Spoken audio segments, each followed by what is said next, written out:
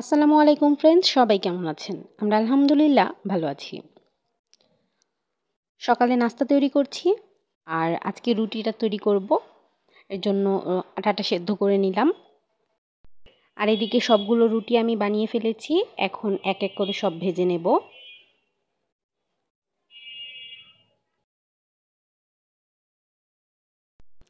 এখন রুটিগুলো সব আমি উল্টে পাল্টে ভেজে নিচ্ছি। তারপর নাস্তাটা খেয়ে ফেলবো। আর যারা আমার চ্যানেলটা এখনও সাবস্ক্রাইব করেননি তারা প্লিজ চ্যানেলটা সাবস্ক্রাইব করে দিবেন এবং পাশে থাকা বেল আইকনটাও ক্লিক করে দিবেন। আর ভিডিওটি ভালো লেগে থাকলে অবশ্যই একটি লাইক দিয়ে যাবেন।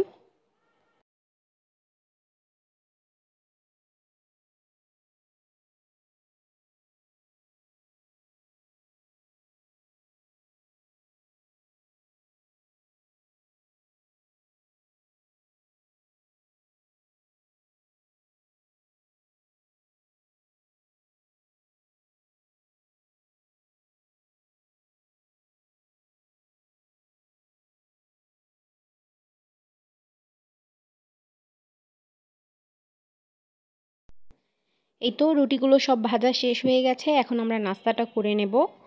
আর আমি লাউয়ের তরকারি নিয়েছি। লাউয়ের তরকারিটা কালকে রান্না করেছিলাম, ইয়াসিনদের গাছের লাউ। আর এটা দিয়ে এখন নাস্তাটা করে নিচ্ছি।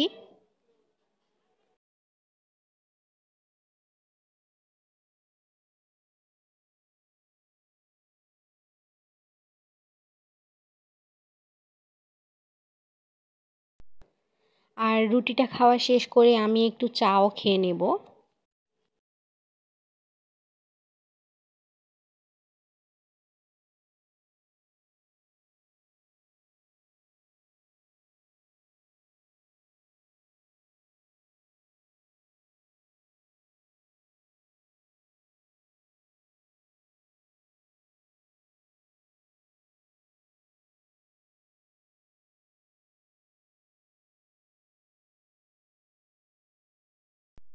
এই তো একটু রং চা বানিয়েছিলাম, চাটা খেয়ে নিচ্ছি এখন। শীতের দিনে চা খেতে খুবই ভালো লাগে।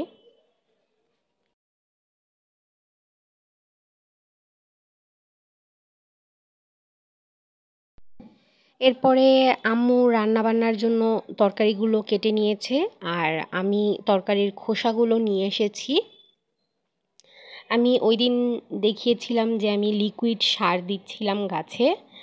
আর সেই সারটা আমি কিভাবে বানিয়েছি আপনাদের দেখাচ্ছি। একটি পাত্রের মধ্যে আমি সবজির খোসাগুলো পানি দিয়ে ভিজিয়ে রাখি 2 থেকে 3 দিনের মতো।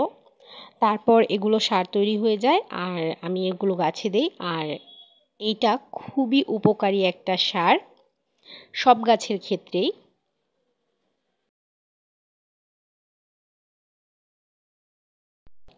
যেহেতু আমার টমেটো গাছ রোপণ করেছি বারান্দাতে, সেই টমেটো গাছগুলো সারের প্রয়োজন, তাই আমি সবগুলো লিকুইড সারই দিচ্ছি গাছে।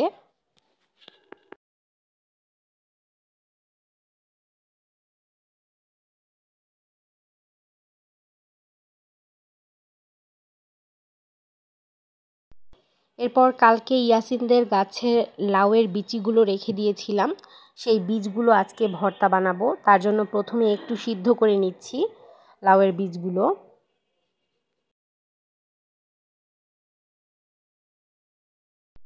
এরপরে ভর্তার জন্য পেঁয়াজ, রসুন আর বীজগুলো একসাথে করে তারপর ভেজে নেব।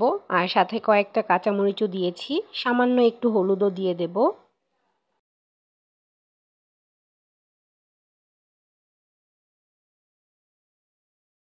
পেঁয়াজটা কিছুক্ষণ ভেজে নেব, তারপর এর মধ্যে সেদ্ধ করা বীজগুলো দিয়ে দিচ্ছি।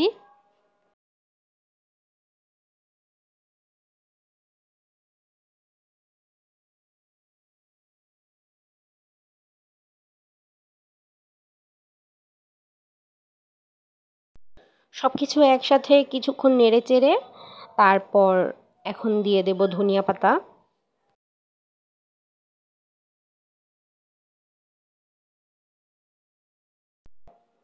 আর এই যে ধনিয়া পাতাটা দিয়ে দিয়েছি, ধনিয়া পাতাটা আর কেটে নেইনি, কারণ এগুলো তো সব একসাথে বেটেই নেব।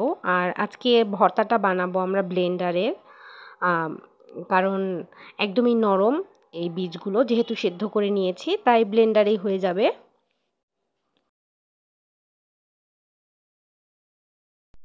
আর এদিকে আম্মু আলু কেটে রেখেছে, শিং মাছ দিয়ে রান্না করব। আর এদিকে রয়েছে লাল শাক। লাল শাকটা এখন সেদ্ধ করে নেব। পেঁয়াজ, কাঁচামরিচ আর পরিমাণ মতো লবণ দিয়ে দিয়েছে।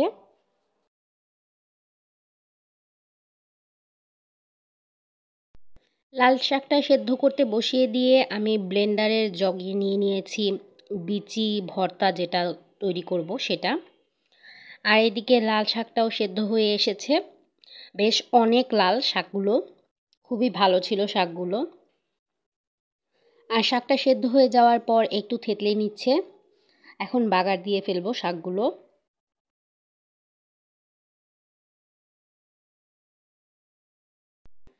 এই তো শাকগুলো বাগার দিয়ে নিয়েছে, এখন একটা পাত্রে তুলে নেব।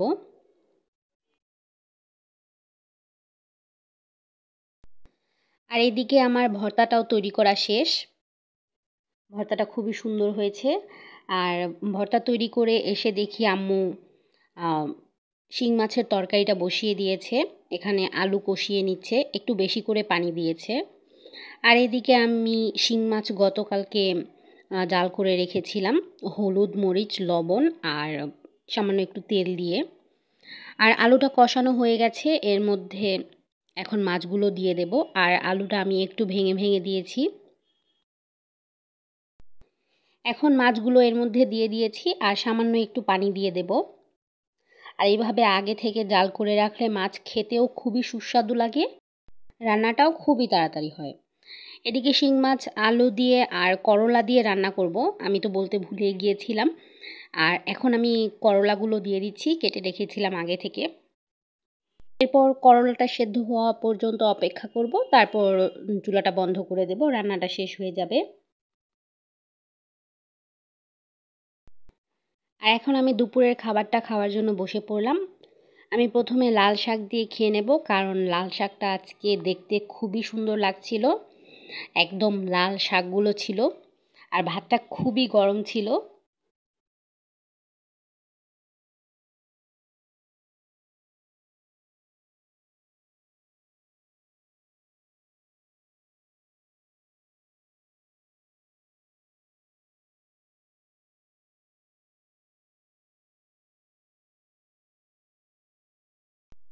ভাতগুলো এত পরিমাণে গরম ছিল যে আমি ধরতেই পারছিলাম না। আর গরম গরম ভাত খেতে কিন্তু খুব ভালো লাগে।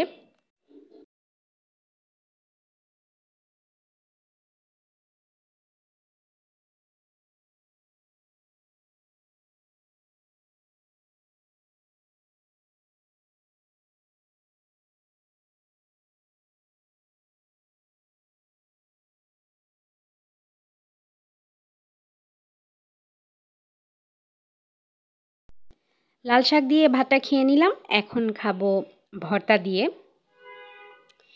লাউয়ের বীজ ভর্তা। আর এই লাউটা ছিল ইয়াসিনদের ছাদ বাগানের লাউ। লাউয়ের খোসাটাও ভাজি খেয়েছিলাম, আর লাউয়ের বীজটাও ভর্তা খেলাম। কোনো কিছুই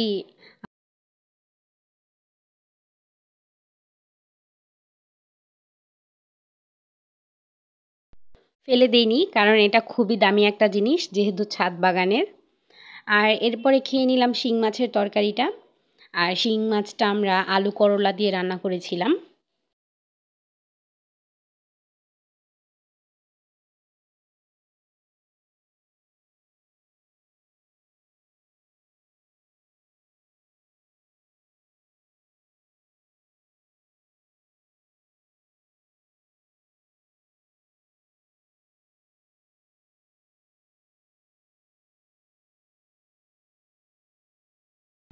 ভাতটা খাওয়া শেষ করে কিছুক্ষণ রেস্ট নিয়েছিলাম, তারপর খেয়ে নিলাম দেশি বড়ই।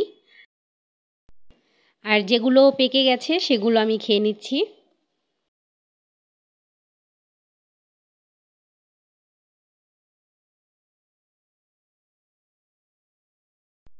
এরপর তো প্রায় সন্ধ্যা হয়ে এসেছে, এখন খেয়ে নিচ্ছি চা। আর চায়ের সাথে একটু বিস্কিটও খেয়েছিলাম। আর আজকের ব্লগটা এ পর্যন্তই। ইনশাল্লাহ আগামীকাল নতুন আরও একটা ব্লগ নিয়ে দেখা হবে। ততক্ষণ পর্যন্ত সবাই ভালো থাকবেন এবং আমাদের জন্য দোয়া করবেন। আর যাওয়ার আগে প্লিজ একটা লাইক দিয়ে যাবেন। আল্লাহ হাফেজ।